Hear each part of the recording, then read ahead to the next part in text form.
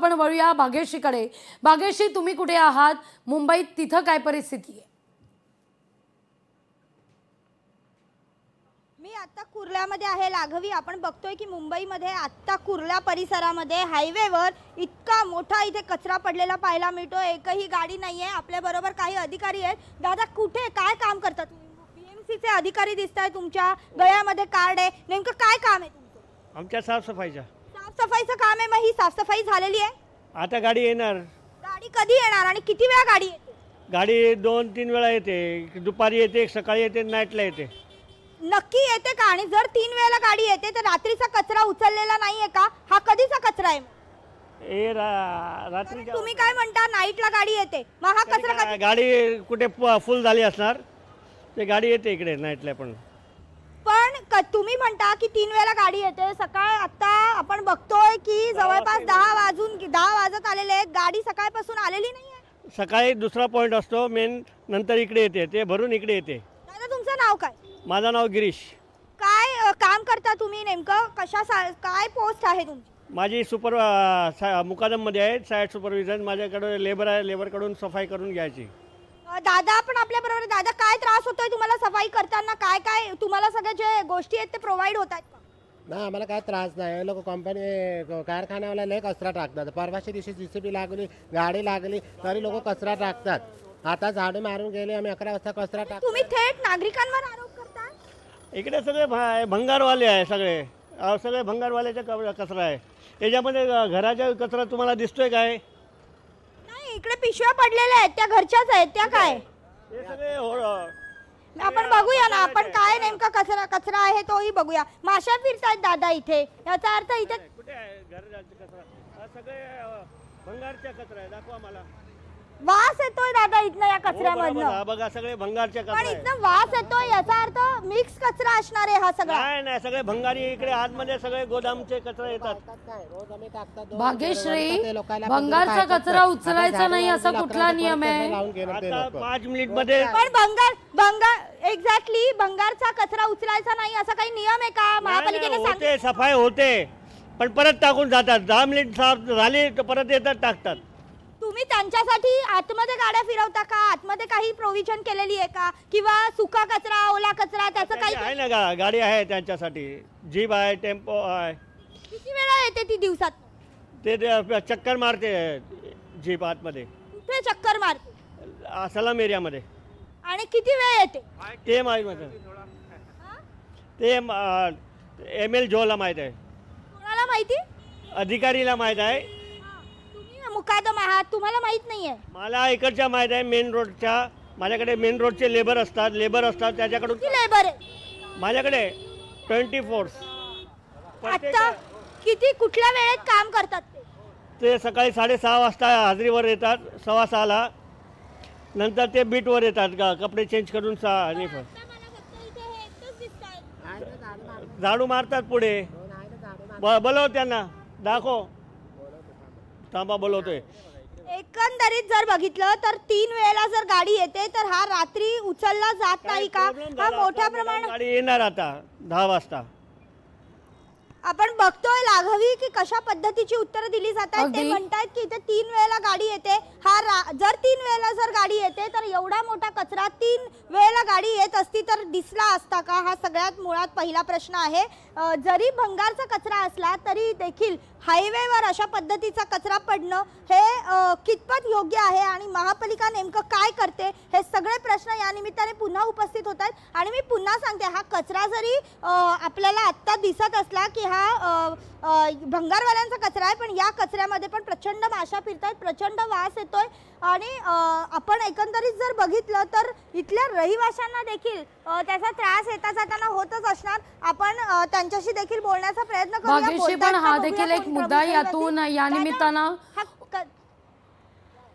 बोला भाग्यश्री, बोला आधी। दादा, हा कचरा रोज असतो इथे पडलेला? हो। किती दिवस बघता तू? मी 2 दिवस। म्हणजे रोज 2 ते 3 दिवस कचरा असाच पडलेला असतो? हो। आणि उचलायला गाडी वगैरे येते? कधी येते। आणि एकंदरीतच जेव्हा तुम्ही इथनं जाता येताना काय त्रास होतो तुला? काय नाही, नक्कीच आपण बघतोय की एकंदरीत हा म्हणतोय की इथे 2-2 दिवस कचरा असाच पडलेला असतो, मी नेहमीच बघतो म्हणून असं अगदी याचं म्हणणं आहे. मुंबईकर म्हणतायत आता की आपण काही त्रास आता होत बघूया नाही, ते, पण आता मुंबईकरांनी स्वतःला इतकं ऍडजस्ट करणं सुरू केलेलं आहे की मुंबईकरांच्या हे सगळं अंगवळणी पडलंय आणि याचाच कुठेतरी फायदा जो आहे तो कर्मचाऱ्यांकडून घेतला जातोय. कारण मुंबईचं जे म्हटलं जातं ना, भाग्यश्री स्पिरिट आहे मुंबईचं, सळसळती मुंबई आहे, पण ही मुंबईकरांची अगतिकता आहे. मुंबईकरांना घराबाहेर पडावंच लागणार आहे, नोकरी करता जावंच लागणार आहे, धक्के खात प्रवास करावाच लागणार आहे. अशी जरी परिस्थिती असली तरी देखील मुंबईकर याकडे दुर्लक्ष करतो आणि आपल्या कामावर जातो आणि याचाच गैरफायदा घेतला जातो, हे या दृश्यातून स्पष्ट दिसतंय. बरंच हे वारंवार म्हटलं जात आहे की हा कचरा भंगारचा कचरा आहे, पण त्या ठिकाणी जर असा रस्त्यावर ज्या ठिकाणावरून सतत प्रवास सुरू असतो, वाहनं ये जा करत असतात, लोक ये जा करत असतात, तिथं जर असा उघड्यावर रस्ता पडत असेल तर या सगळ्या भंगाराच्या दुकानांना फाईन बसत नाही का? तो BMC कडून लावला जात नाही का की तुम्ही कचरा टाकत राहा, आम्ही तो उचलणार नाही आणि मुंबईकर आहेत आपले वाऱ्यावर? नक्कीच आपण बघतोय. तर पहिले तर मी एक मुद्दा क्लिअर करीन की इकडचे जे नगरसेवक होते, माजी नगरसेवक, ते सैबा खान म्हणून होत्या, NCPच्या होत्या त्या. आत्ता इथे MLA जे आहेत ते मंगेश कुडाळकर आहेत आणि MP जे आहेत म्हणजे आमदार जे आहेत ते मंगेश कुडाळकर आहेत आणि खासदार जे आहेत ते वर्षा गायकवाड आहेत. आपण बघतोय की आत्ता त्यांनी इथे कर्मचारी आणलेले आहेत आपल्याबरोबर समोर. 2 ते 3 कर्मचारी आहेत. काहींनी त्यांचे कपडे वेश परिधान केलेले आहे, जॅकेट घातलेलं आहे. काहींच्या हातामध्ये आपण बघतोय की हँड ग्लोव्ज दिसत नाही आहेत, काहींच्या हातामध्ये हँड ग्लोव्ज आहेत. एकंदरीतच आपण बघतोय की जो फाईन बसायचा आहे तो फाईन बसतो का, हा देखील एक कळीचा मुद्दा आहे. आपण मुकादम जे आहेत इकडे त्यांना विचारूया की फाईन त्यांना बसतो, लावतात की नाही. हे जे इथे कचरा फेकतात त्यांना तुम्ही फाईन लावता का? ND लोक येतात, ते लोक मारतात. जे किती वेळा मारतात ते तर माहीत नाही मॅडम. ND येतात ना इकडे, पकडायला गेले त्याला फाईन मारतात. ते किती मारतात ते आम्हाला माहीत नाही. पण किती वेळा येतात असे ND लोक? NDला साहेब लोक पाठवतात, तिकडे जावा, तिकडे साईटवर आले ना तिकडे मारतात फाईन.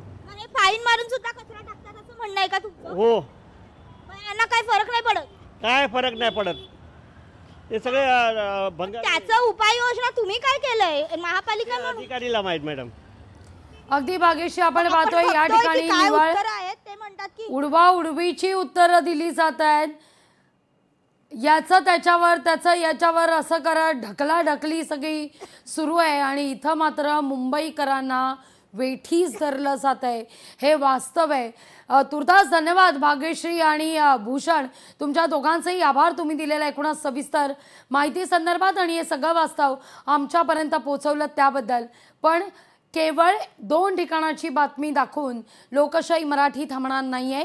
तर स्वच्छ मुंबई, आपली मुंबई हे खरं तर लोकशाही मराठीचं सुरू होत असलेलं अभियान केवळ महापालिका निवडणुका समोर ठेवूनच नाही, तर मुंबई आपली आणि ती स्वच्छ करणं एक चौथा स्तंभ म्हणून, पत्रकार म्हणून आपली देखील तितकीच जबाबदारी आहे. सुजाण नागरिक म्हणून हाती घेतलेलं हे अभियान आहे आणि केवळ 2 ठिकाणावरचं नाही तर अशा तमाम मुंबईतली ठिकाणं आम्ही तुमच्यापर्यंत रोज सकाळी पोहोचवणार आहोत.